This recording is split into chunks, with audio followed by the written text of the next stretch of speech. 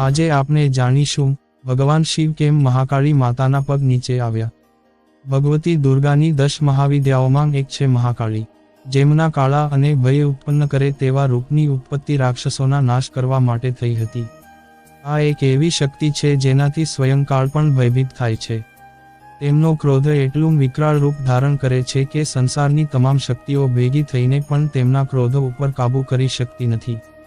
તેમના ક્રોધને રોકવા માટે સ્વયં તેમાંના પતિ ભગવાન શિવ તેમના ચરણોમાં આવીને સૂઈ જાય છે। આ વિશે શાસ્ત્રોમાં એક કથા આવે છે, તેના ઉપર નજર નાખીએ। શ્રી માર્કંડેય પુરાણ તથા શ્રી દુર્ગા સપ્તશતી અનુસાર મહાકાળી માતાની ઉત્પત્તિ જગત જનની રરમાંગ દુર્ગાના લલાટથી થઈ હતી। રક્તબીજ નામના અસુરે કઠોર તપ કરીને ભગવાન પાસેથી વરદાન મેળવ્યું હતું કે જો તેના રક્તની એક બૂંદ પણ ધરતી ઉપર પડશે તો તેનાથી અનેક અસુરો પેદા થશે। રક્તબીજે પોતાની શક્તિનો પ્રયોગ નિર્દોષ લોકોને ત્રાસ આપવા માટે શરૂ કર્યો। ધીરે ધીરે તેને પોતાનો આતંક ત્રણે લોકો ઉપર મચાવી દીધો। દેવતાઓએ તેને યુદ્ધ માટે લલકાર્યો। દેવતાઓ અને રક્તબીજ વચ્ચે ભયંકર યુદ્ધ થયું। દેવતાઓ પોતાની તમામ શક્તિથી રક્તબીજને મારવા પ્રયાસ કર્યો, પરંતુ જેવું રક્તબીજનું લોહીનું એક ટીપું ધરતી ઉપર પડતાં જ આ એક ટીપામાંથી અનેક રક્તબીજ પેદા થઈ જતા હતા।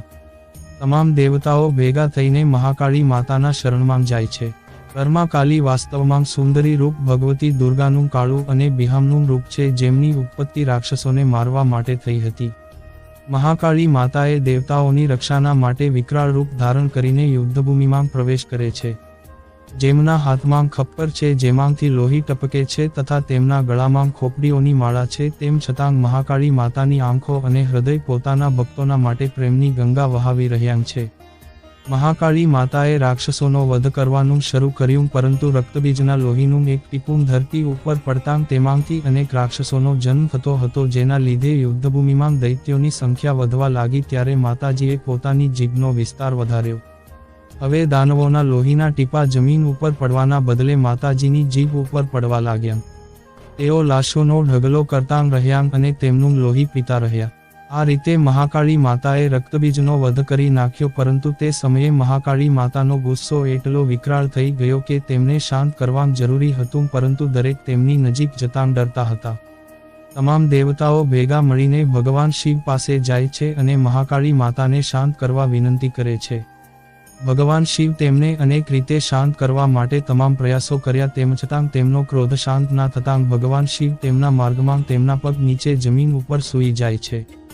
જ્યારે રરમાંગ કાલીએ પોતાના ચરણોમાં ભગવાન શિવને પડેલા જોયા તો તેમને એકદમ ઘણો જ સંકોચ થાય છે અને તેમનો ક્રોધ શાંત થઈ જાય છે। આદ્યશક્તિ રરમાંગ દુર્ગાના વિવિધ રૂપોનું વર્ણન માર્કંડેય પુરાણમાં કરવામાં આવ્યું છે। જો તમે આવી જ અન્ય માહિતી જાણવા માંગતા હોય તો આજે જ અમારી YouTube ચેનલને સબસ્ક્રાઇબ કરો।